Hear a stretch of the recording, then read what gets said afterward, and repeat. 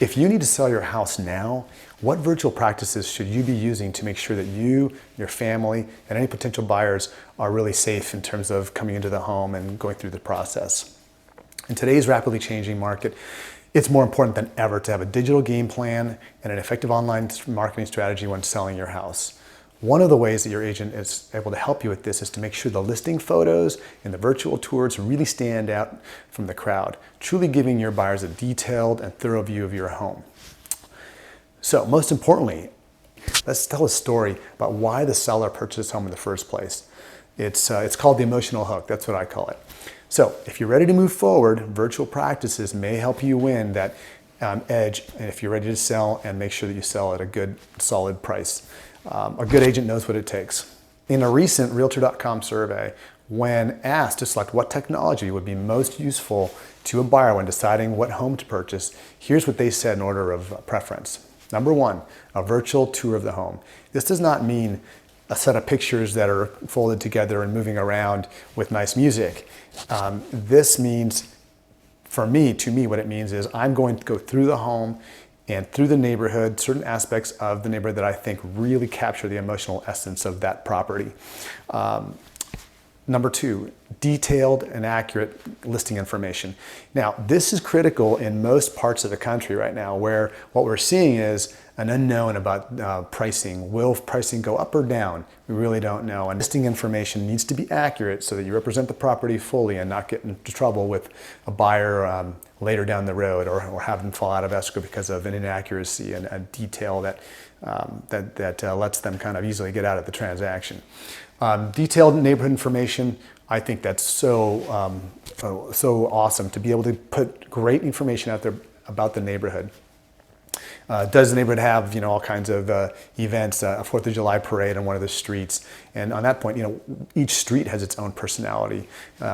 So be aware that that's a key element now in moving forward in this new market. We can do that easily through digital media and other forms. The high quality listing photos is number 4. I think that goes without saying. You really need to have good photos in there. Lastly is agent-led video chat. That came in last place in this survey. Of course, it's still in the top 5 out of many, many different variables that someone could have chosen. I do believe that the agent-led video chat will definitely increase in terms of its importance to potential buyers, especially those that are out of area, or maybe they're having a lot of collusion with many people about the property. So this is a good way to discuss the property with the agent, with everybody online at the same time. So it's just in an infancy now.